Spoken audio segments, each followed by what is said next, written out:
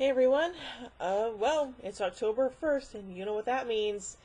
30 days till Halloween. And of course, to celebrate, I'm going to be reviewing some classic and modern horror movies. Now, the way this is going to work is that I'm going to start off with reviewing some of the classic Universal monster movies. Dracula, Frankenstein, The Mummy, The Invisible Man, and The Wolf Man. And then that'll be for that'll be for this year. And then for next year, I'm going to go into the Hammer horror movies. Then after that, I'm going to go into I'll do some I'll look at the Hitchcock horror movies, and then after that, I'm going to be going into the slasher movies. And some of the other movies along those lines. Movies like Children of the Corn, Texas Chainsaw Massacre, Amityville Horror, and also I'm going to cover the more well-known slasher movies, Halloween, Friday the 13th, Nightmare on Elm Street, and so on and so forth. And also Child's Play and stuff like that. So, yeah, and I may or may not throw some Stephen King in there, but we'll just have to wait and see. But anyway, so let's start things off with the very first of the classic Universal movie monsters, the one that started all, Dracula. Here we go. Renfield is a solicitor to Count Dracula's castle in Transylvania on a business matter. The people in the local village fear that vampires inhabit the castle and warn Renfield not to go there. Renfield refuses to stay at the inn and asks his carriage driver to take him to the Borgo Pass. Renfield is driven to the castle by Dracula's coach, with Dracula disguised as the driver. En route, Renfield sticks his head out the window and asks the driver to slow down, but sees the driver has disappeared. A bat leads the horses. Renfield enters the castle, welcomed by the charming but eccentric Count, who, unbeknownst to Renfield, is a vampire. Discusses Dracula's intention to lease Carfax Abbey in London, where he intends to travel the next day. Dracula hypnotizes Renfield into opening a window. Renfield faints as the bat appears, and Dracula's three wives close in on him. Dracula waves them away, then attacks Renfield himself. Aboard the schooner Vesta, Renfield is a raving lunatic slave to Dracula, who hides in a coffin and feeds on the ship's crew. When the ship reaches England, Renfield is discovered to be the only living person. Renfield is sent to Dr. Seward's sanatorium adjoining Carfax Abbey. At a London theater, Dracula meets Seward.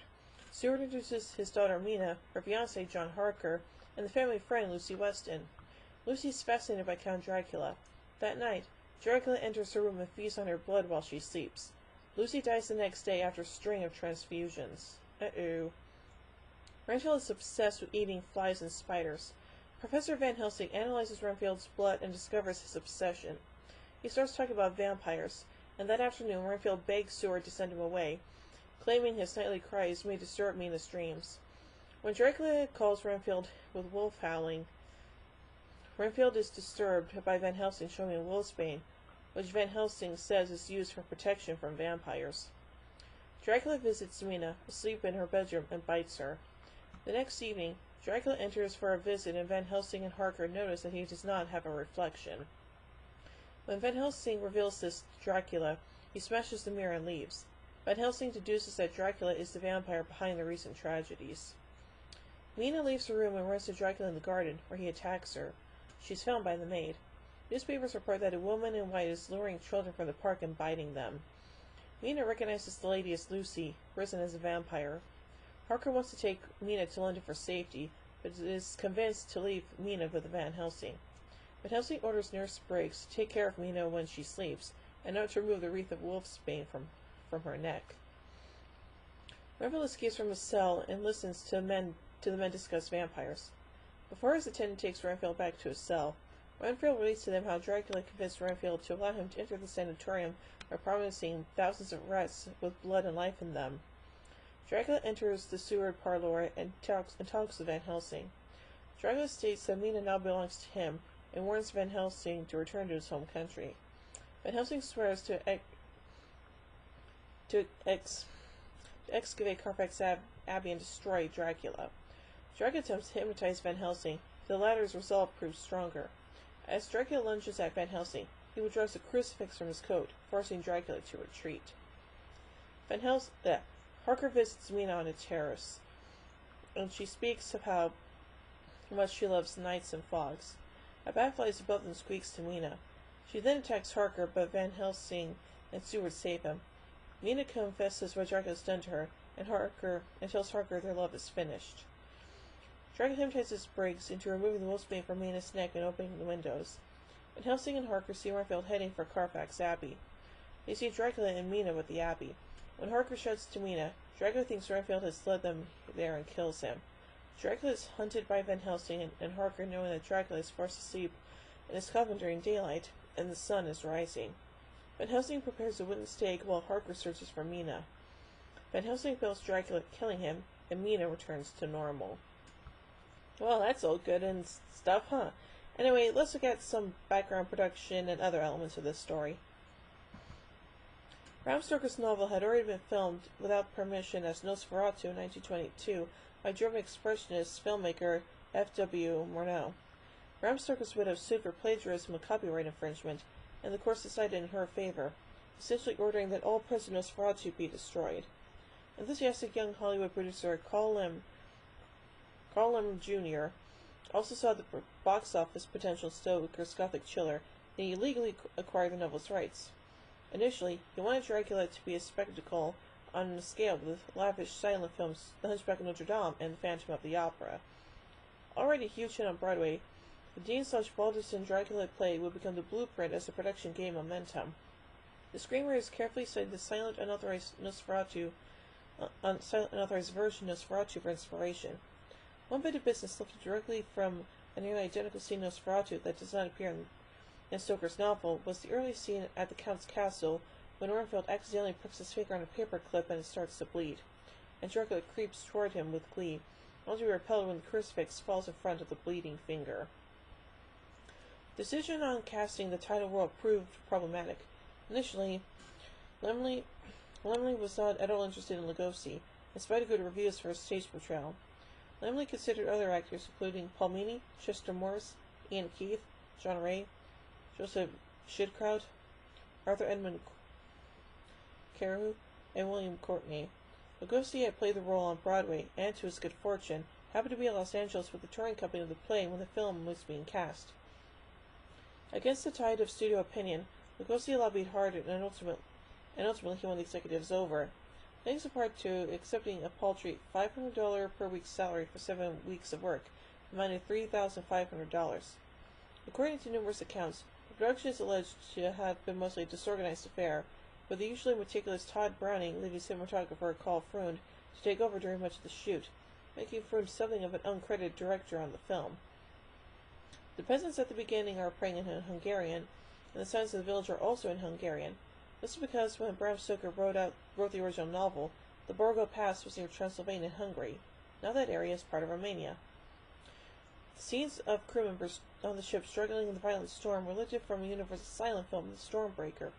Photographed at silent film projection speed, this accounts for a jerky, sped-up appearance of the footage when projected at 24 frames per second sound film speed and coupled together with new footage of Dracula and Renfield.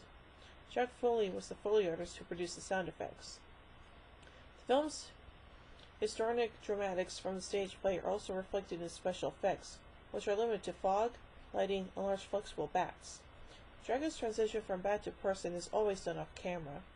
The film also plays extended periods of silence and character close-ups for dramatic effect, and plays several intertitles and a close-up of a newspaper article to advance the story, holdovers of silent films.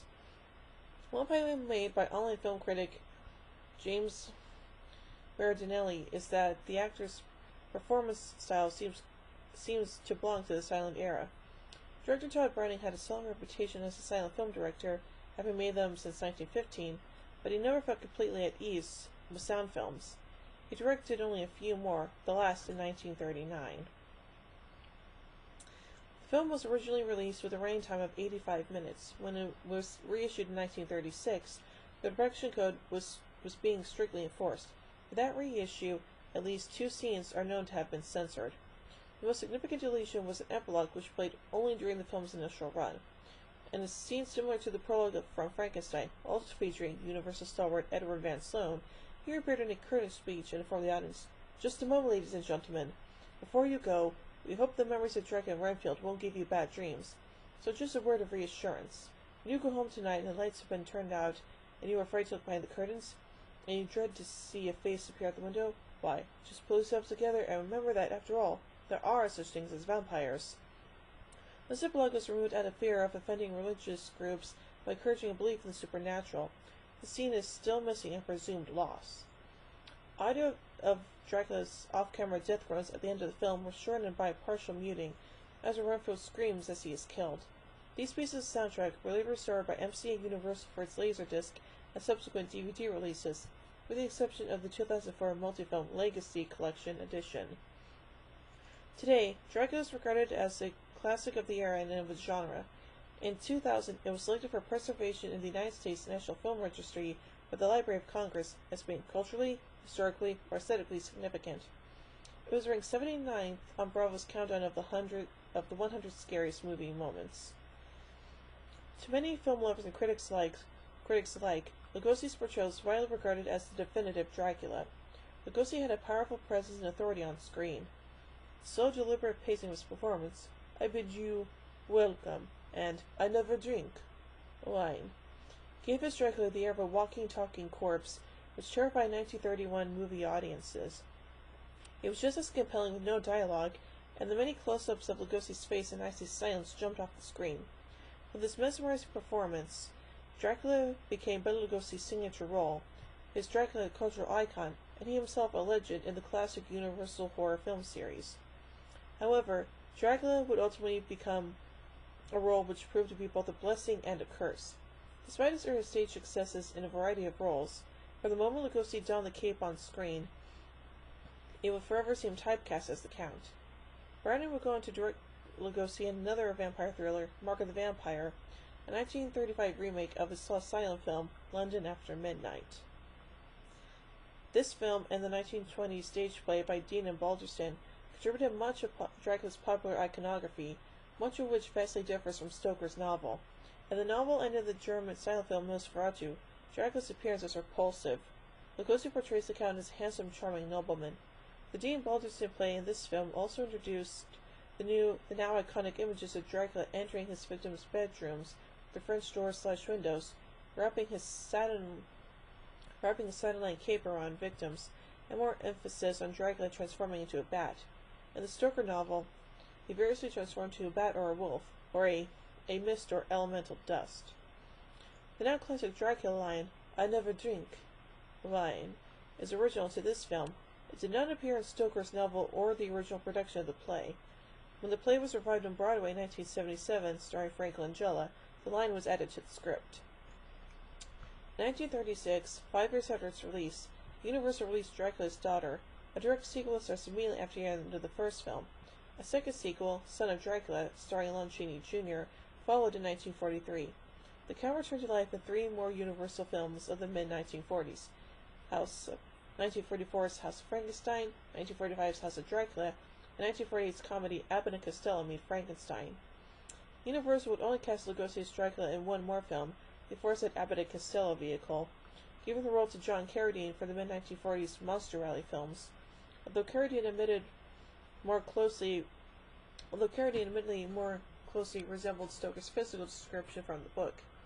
Many of the familiar images of Dracula are from stills of the older Lugosi made during the filming of the 1948 comedy, so there remain 2 confusedly distinct incarnations of Lugosi as Dracula, 17 years apart in age. As Lugosi played a vampire in 3 other movies during his career, this contributed to the public misconception that he portrayed Dracula on film many times. In the early days of sound films, it was common for Hollywood to produce foreign language versions of other films using the same sets, costumes, and so on. While Brighton filmed during the day, at night George Melford was using the sets to make the Spanish language version Dracula, starring Carlos Villarreal as Conde Dracula. Long thought lost, a print of this Dracula was recovered in the 1970s and restored. This was included as a bonus feature on the Classic Monster Collection DVD in 1999, the Legacy Collection DVD in 2004, 75th Anniversary Edition DVD set in 2006, and on Universal Monsters, the Essential Collection, on Blu-ray in 2012. A 3rd silent version of the film was also released. In 1931, some theaters had not yet been wired for sound, and during this transition period, many studios released alternate silent versions with intertitles. So, yeah, that's pretty much all I would say about Dracula. So, yeah. So, overall, I give Dracula, well, the English language version anyway, I'd say 5 out of 5. Oh, what can I use for ratings this month? Since it's for, oh, I know. 5 jack-o'-lanterns out of 5. Well, anyway, join me tomorrow as we continue looking at the legacy of Dracula with the Spanish version of Dracula. So, until tomorrow, see you guys later. Well, actually, I'll see you guys tomorrow. So, until tomorrow, everyone.